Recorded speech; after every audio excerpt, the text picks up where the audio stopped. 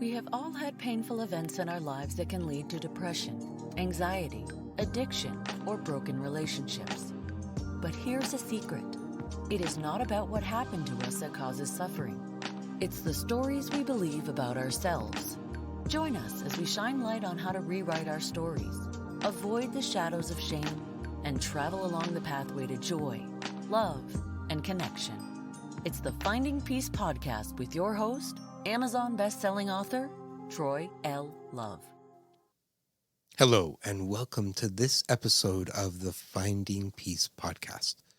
Today, I have the privilege of interviewing Erika. That is the name by which she would like to go by for her own privacy today. Erika has some massive betrayal wounds, and she has been dealing with the repercussions of that betrayal for years. Part of the way that she has coped with all of that is by doing everything she possibly can to take care of everybody. And the only person that ends up being left in the dust is herself. Join Erika and me as she steps into the healing seat and explores what's holding her back from being able to even enjoy 5 minutes of peace on a porch. Hello, Erika. How are you doing today? Very well. It's really hot here. Not Arizona hot, but hot. It's really humid. The kind where you feel like you're walking through pea soup, you know? Yeah. It's grim. And I don't like it. Me neither. Ugh. But you grew up, and you said, in Pittsburgh, right? Well, I went to school in Pittsburgh, so I am familiar with the humidity on the East Coast. I visited friends in Washington, D.C. and in Virginia, and I've been in South Carolina before.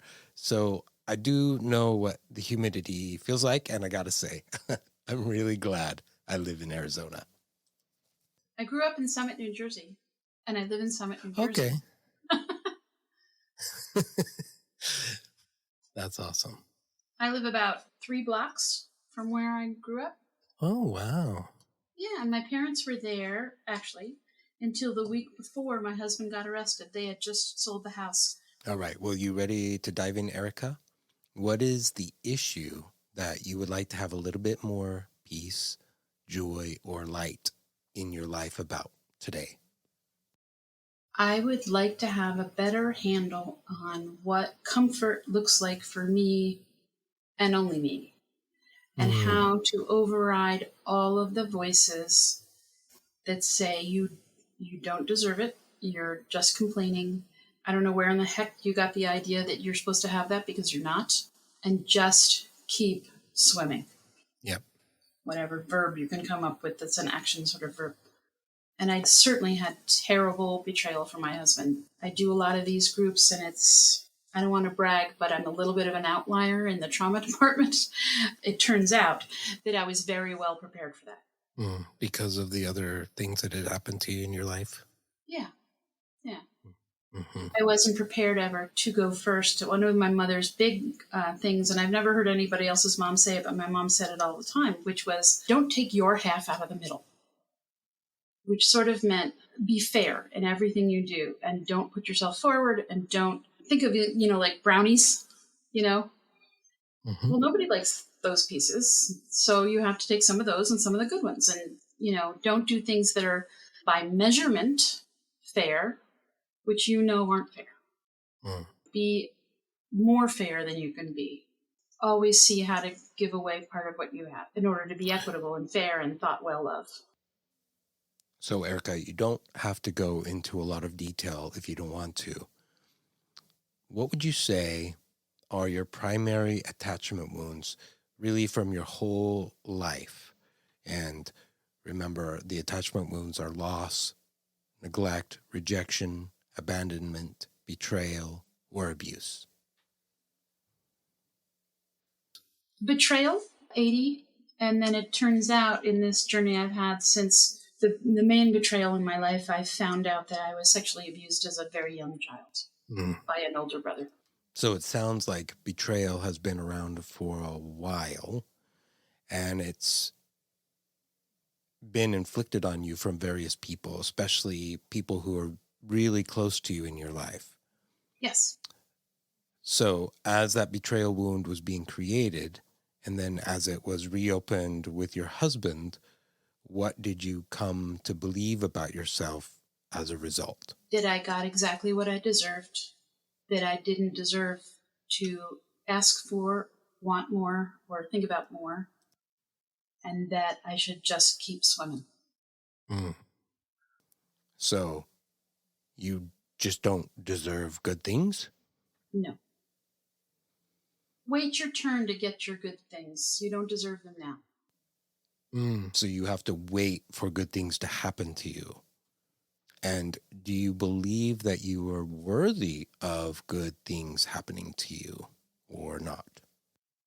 That's a hard question because the way I was always taught and the way I act now is that the work should be the outcome, that you should enjoy the work for its own sake, and you should find your satisfaction from that work and not how that work is scored or judged or praised by other people. You should just have satisfaction from doing the work. So what I'm hearing from you is that you were taught that you needed to define joy by the work that you do in your life. Like the work itself is the joy. You don't need to get recognition from other people. But what I'm kind of pondering upon is that recognition and joy are very different than believing that I'm worthy of good things happening to me. Right. But the way to be worthy is to work terribly hard. And the way to be worthy is to put your head down. My parents weren't yellers at all. I can actually only remember my dad yelling twice in my life, and once was to an outside party. But what they did say, they never swore, they never did anything like that. But what they did say, or what my dad would say, would be execute, execute, or with a will. Do it as hard as you can. Or do it on your own time. So it was sort of, the work was the thing, you know. So inherently with that then, if I'm hearing that correctly, I'm trying to deconstruct the underlying message, which, if I'm getting it right, is you're worthy only because of the work you do. And so if you do really good work, that makes you more worthy, which if I look at it from that perspective, or like the opposite side of that is if you're not doing good works, then you're fundamentally unworthy. So you have to have a product to produce your work by whatever. And then that demonstrates your value. Yes. Okay. Yes. And I mentioned before that my dad was quite brilliant. Very, very, very brilliant. And so sort of the expectation was, well, you're all very, very bright. And so there's absolutely no reason why you shouldn't get very, very good grades. And if you don't, that's a failing on your part. So it was sort of the sort of message was the successes are ours and the failures are your own. Which isn't a terrible thing. They did have these children who were, I'm not bragging when I tell you, you know, I'm very smart. But that was taught to me as a responsibility rather than as a gift. So you've learned really well how to produce things, work, widgets, in order to use those gifts that you have in order to create something of value. Yes. What I'm hearing you say is that you struggle with giving yourself permission to enjoy the things that you want. So according to the shadows, you're not worthy of good things happening to you, especially if somebody else isn't having that same blessing or that same good thing happening to them. Then you definitely cannot celebrate having good things happen to you. You can't have good things if the person next to you isn't having good things. Right.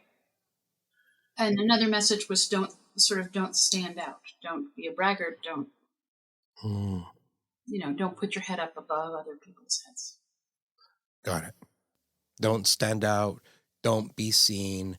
Just let the work speak for itself. Right. Let that be your calling card rather than how you look or what you say or whatever. All right. So you are familiar with the shadows of shame. Which shadow do you think is the primary vocal voice to this phenomenon? I would say probably the judge. Mm-hmm. And to some, I would say 80% judge, 20% martyr. Mm-hmm. So the more that we're talking, the more that I'm hearing the martyr being very present, which is that voice that says it's your responsibility to take care of everybody else. It's your responsibility to sacrifice yourself for the greater good. Don't take out of the middle because that will affect everybody else. And the way that you prove your worthiness is doing all these amazing things for everybody. Right. But the backdrop of all that is the voice telling me at all times, you're not doing well enough. You've got to keep going. You're doing a very bad job at this. Why, in terms of the betrayal with my husband, why did you lose your temper? You didn't need to lose your temper. What are you doing? You're not a good enough mother. Why can't you handle this? Things like that. Got it. So what would you say your judge looks like? It's a line drawing of a late middle-aged woman that I can only see in profile. And she has a long aquiline nose and a very stern look on her face. So this line drawing, this two-dimensional figure has had a tremendous amount of influence in your life. Mm-hmm. And what are 3 expressions that she says to you? You're stupid and you're selfish. How long has the judge been hanging around with you? Always. For as long as you can remember. Mm-hmm. And what does the martyr look like? An older, hunched over woman who is carrying a very heavy weight and it is affecting her back. So I've seen pictures like in National Geographic that have these old ladies carrying this enormous wood pile or clothes or a bag of something on their back. And she's just walking down the village carrying all this stuff. And not only is she doing that day, but she did it the day before and she's going to do it the next day. And 3 things that she says to you. If you couldn't handle it, I wouldn't give it to you. Obviously, you're not overtaxed because you've done everything else I've asked you to do, so I'm going to throw something else in the basket or on your back. And keep your head down. Just keep going. That reminds me of Dory from Finding Nemo. Just keep swimming, just keep swimming. Mm-hmm. So she says that to you, that there's more room to put more stuff on your back. You have more room to carry more things. What is it that leads her to believe is the reason why you have to carry all of this? Because you can. Because you can. So can you name something that you really want to enjoy, but these 2 shadows of shame do not let you experience that? They harass you, they never shut up, and they don't let you experience joy. Well, in a global sort of sense, I would love to have just some time with many fewer burdens, just for a day or something. And that's more in a global sense. If, in a more specific sense, if I'm sitting on a porch, in this beautiful porch, I can't relax for very long without thinking, you got to go, get it done. There's plenty of stuff to do. You don't need to be sitting here. You're perfectly fine. So what would you say is the longest that you're able to just sit and enjoy the moment before you have to get up and do something? 10 minutes, maybe. Okay. So we're going to go to the facts now. We've been talking about the shadows of shame, but we're going to backtrack a little bit, which is totally fine, because if you've ever done the Finding Peace worksheet, we backtrack and hopscotch around. So that's okay. So if I were going to say what the fact is, it would be that you're sitting on a beautiful porch. I've seen the pictures. You've sent me pictures, and they are beautiful. There's beautiful scenery, and you're sitting there, just sitting on the porch with beautiful scenery. Yes, I know beautiful is a little bit of a story, but you're sitting on the porch. That's the fact. And then we have these two shadows standing next to you or behind you or however, and they're telling you that you shouldn't enjoy this moment as much as you are. They're telling you you're not worthy of enjoying this moment. There's a million things to do. People are depending on you. You need to get up and you need to get going. And the longer you sit there, the louder they get. Mm-hmm. Until they're always there, but when they get to sort of a fever pitch, then I have to go. Mm-hmm. So what would you like to be able to experience on that porch instead? Calm and the feeling of time slowing down and being a little bit more in my control than it is. So what I'm hearing is that they're with you all the time. They never shut up. No, and if there is a time where something goes really well, they come back 3 times as hard the next morning. All right. So I want you to look at them both now, and I want you to say, hey, I see you. What are you trying to prevent me from experiencing by telling me the things that you're telling me? Failure. Okay. That is really an important aspect of your childhood. From what you've told me, you were not allowed to fail. No. So what would happen if you did fail? Well, if you contrast it to modern times, I certainly wasn't protected from failure. I remember when I was in high school, I was in honors calculus, and I was having a hard time with it. And I can remember my parents were just sort of puzzled. Sort of, why can't you do this? And remember, they'd been through it 6 times before, so they knew wherever they spoke. And the feeling was, don't fall out of the pack. So you got to do better so you can get back into the pack. You have to get back into the pack, which the other side of that, or the other side of that coin, is that means you're not part of the pack right now. Right. You're not measuring up. That sounds like rejection. Yeah, but in a straightforward sort of way. Yeah. Mm-hmm. You didn't meet the criteria to be a part of the pack. You needed to try harder. Don't waste any time. Right, and don't waste our time. Clearly, you just need to be working harder on this. So I'm assuming you're not in calculus anymore. No, I liked calculus. No. So if you're going to take a snapshot of all the to-dos that you have to do on your to-do list right now, how many are there? All of them. 1,000. Something like that. 1,000. That's a lot. Yeah. I'll say 300. 300. Okay. How many of those do you have to do personally? Well, all 300 in some fashion. So some of them are directing someone else to do it something, and some of them are doing something for completely on my own. So you're sitting there on the porch, you're enjoying the scenery and the beauty for an hour. That's way too much time wasted, according to the shadows. Yes.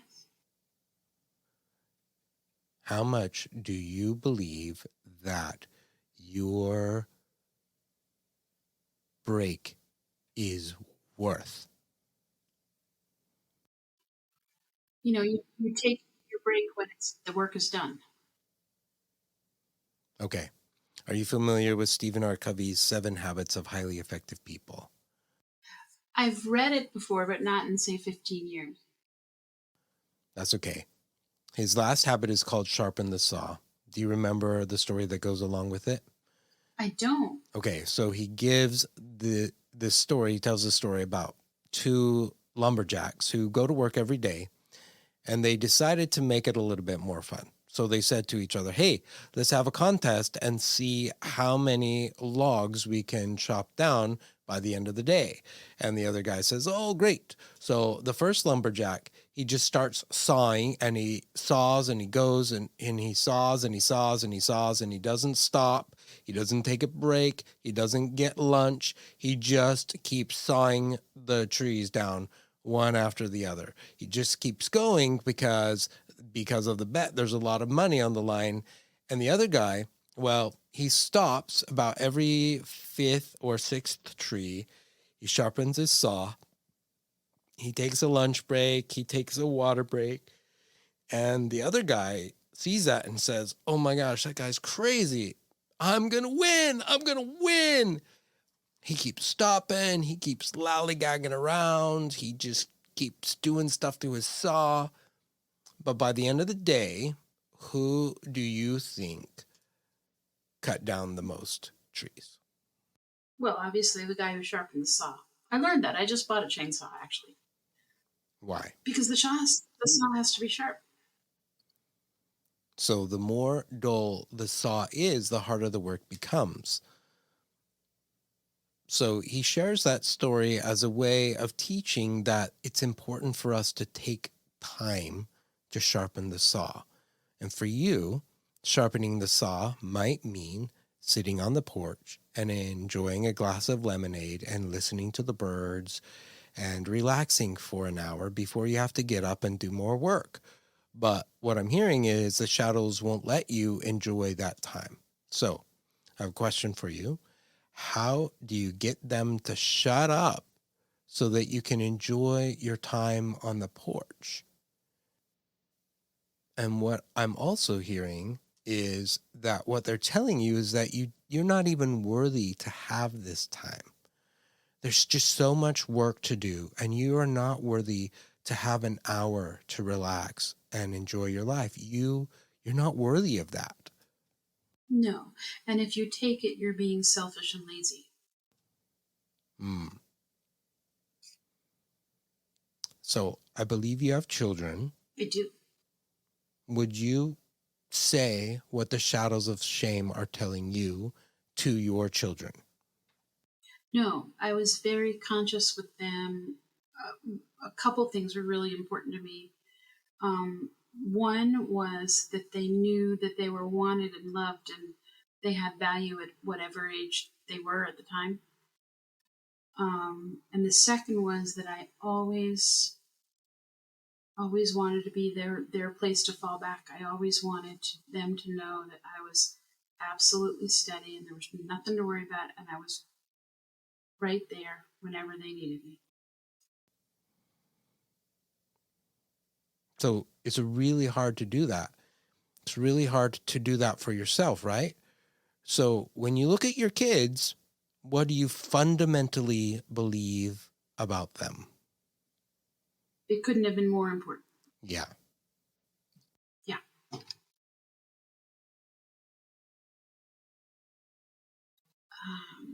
Well, a couple things. Number one, I always tell them that I can't believe my great luck that out of all the kids in the whole world, I got those two. They're very different. My daughter, as we put it, has never had a thought she didn't express. And my son is 29 and we're still waiting. Um, they're very, very different. But I tried to make them see and make me see that it's great that they're different. Love it. Awesome. Bring it on. And I didn't want to change their essential soul. So my daughter, the one who, expresses everything, well, she wanted to be an actress. I thought, great, you're perfect.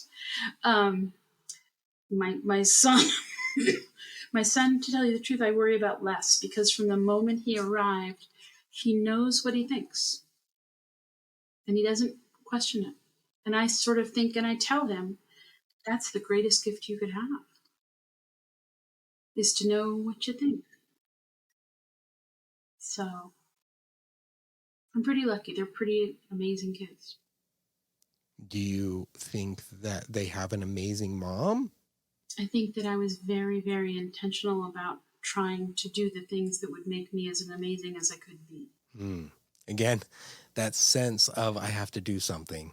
I just can't be, which is interesting because your children don't have to do anything for you to believe that they're amazing and worthy of love and belonging and all of that. They don't have to do anything for you. No. But when it comes to us, we buy into the shadows of shame and we've got to do it. We've got to do it all. We've got to do it all right. So I want you to imagine that the judge and the martyr are across the lake or the body of water from your house. They're way, way over there on the other side of the bank. And you're sitting on the porch. You're sitting in your chair. And I want you to say to yourself, I'm giving myself permission to sit on the porch for the next hour.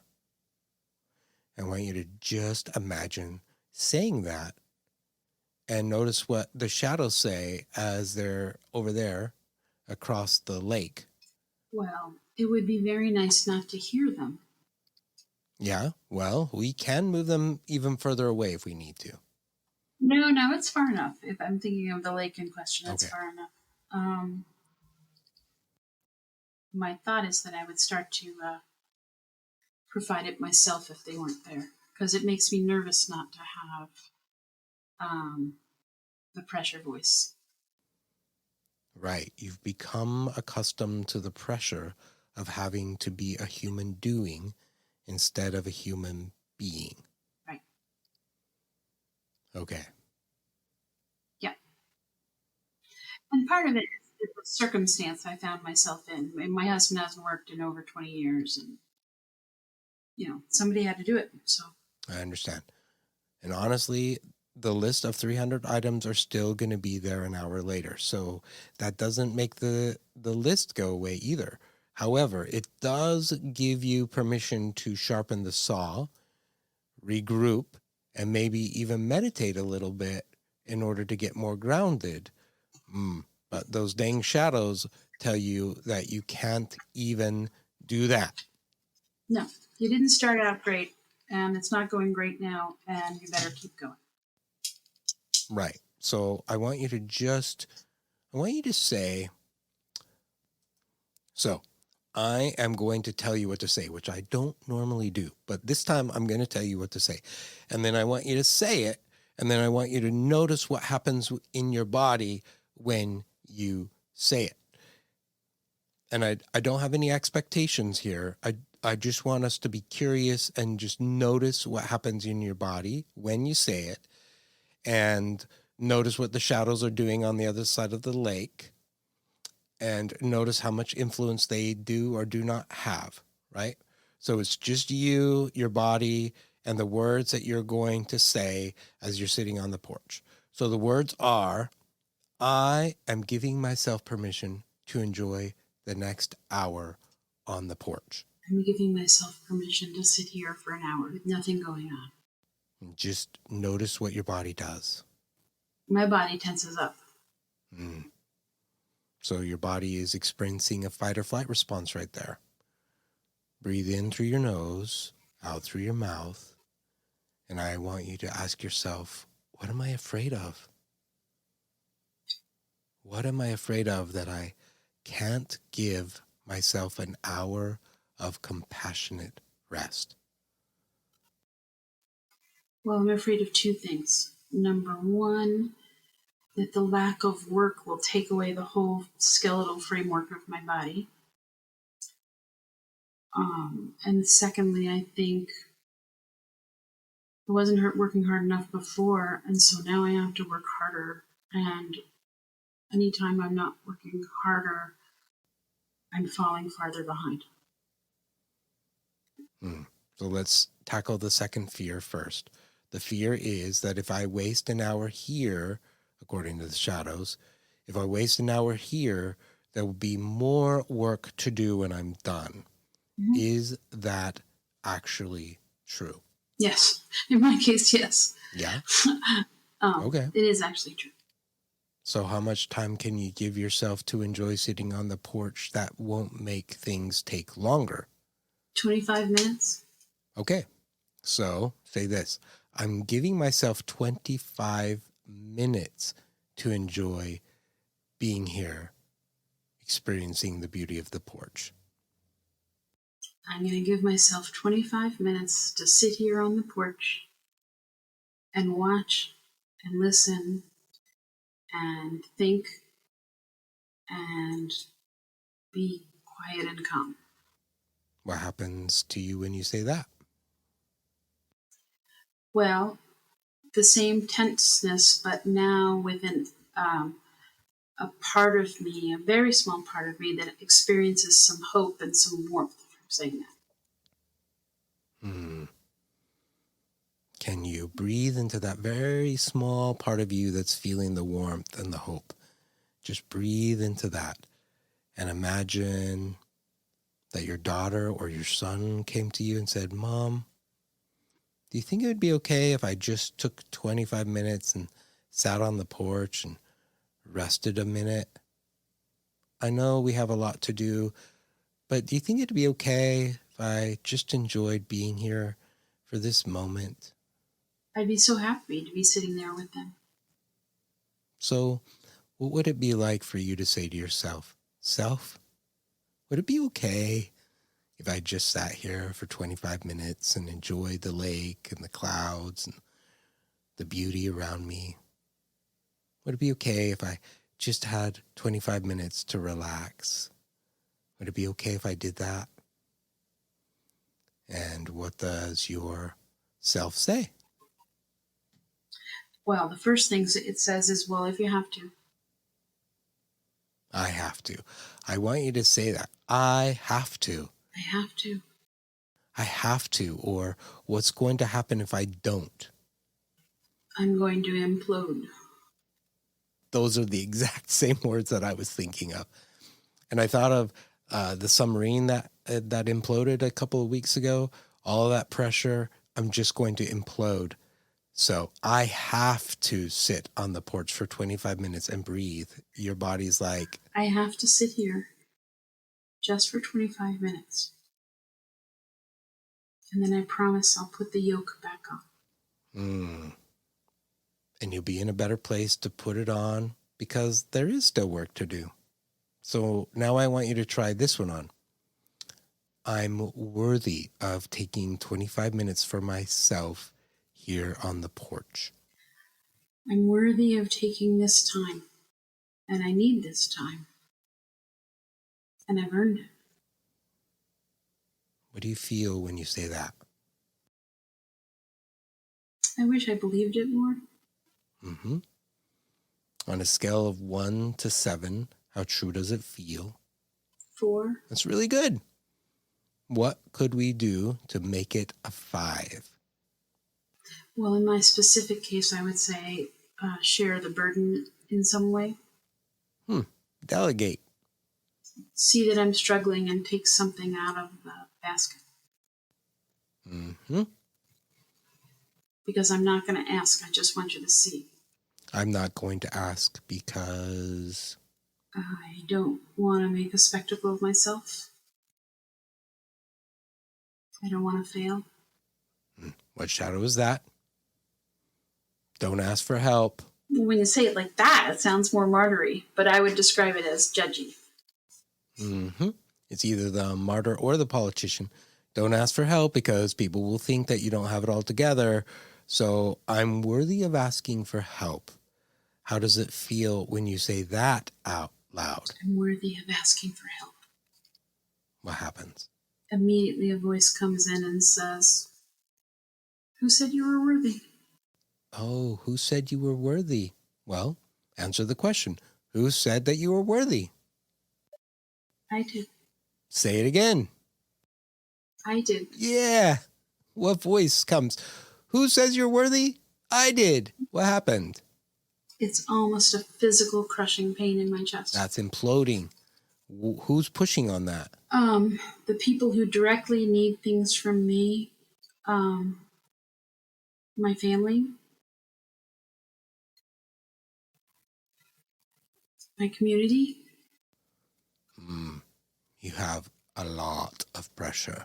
I do. The thought of asking for help, it feels like more pressure versus doing it all by yourself. Yeah. Oh, yeah. Much more pressure. I get it. Totally get it. It's easier. So part of what I'm hearing is that you're struggling with giving yourself permission to take time to rejuvenate. And you've also identified that if you don't, you're going to implode. Yes. Yeah. And yet you can't give yourself permission, or your shadows won't give you permission to take time to rejuvenate. Right. Mm-hmm. It's not that I'm unaware of it. I'm aware of it. But it's hard to manage, and it's very hard to manage over time. So, what if you gave yourself little snippets of time to rejuvenate? Like you did earlier when I suggested an hour and you said, ooh, that's way too much. So then you said, oh, I could do 25 minutes. I have 25 minutes. If 25 minutes is too much, then I'm going to give myself 5 minutes to rejuvenate. I'm worthy of that. I'm willing to try, but I have just such a strong sense that the minute I open up the 5 minutes, something else will take it. So you're going to have to fight for that time fiercely if you want to try that. Yes, absolutely. And in a selfish sort of way. In a very protective sort of way, I want you to say, if I don't do this, I know that I'm going to implode and then I'm not going to be of any use for anybody. So this is non-negotiable. This 5 minutes is non-negotiable, or this 10 minutes is non-negotiable, or this 25 minutes is non-negotiable. Nothing is going to interrupt it. It's life and limb here. So if you're going to just sum up that in a one sentence truth, today my truth is. I need this time. I recognize that it's going to be unbelievably uncomfortable to get it. But if I don't get it, I risk not being able to do anything at all tomorrow and the days that follow. Beautiful. I need this time and I'm going to take it. It's going to feel uncomfortable because those shadows have really been following you around for a long time. The beauty is that when it's uncomfortable, it's also a sign that your brain is creating new neurological connections and that you're learning something new. It's really hard at the beginning, and then eventually it becomes familiar. So we don't have to do huge chunks. We can do what they call the Kaizen method and say, I'm going to give myself 5 minutes of time to enjoy myself today. 5 minutes to relax. I can give myself 5 minutes. So I would love to hear how that goes. Okay. Well, I'll try. I know, because you do everything. Because I'm obedient. Wow, beautiful job today. Thank you. Thank you. Erika, you are welcome. I'm grateful that you were willing to make time for us today. You're welcome. And I hope that you have a beautiful day. You've been listening to the Finding Peace podcast. If you love the show or want to ask a question, let us know by going to findingpeaceconsulting.com. There, you can also learn about the Finding Peace 5-Day Challenge. Remember to subscribe to this podcast so you won't miss the next episode. And if you are listening on iTunes, please give us a 5-star rating. It really does help other people find this podcast more easily. Thank you for spending part of your journey with us. And a special thanks to Johnny Porter for producing the show, and A.G. Flux for the new background music. Copyright Finding Peace Consulting.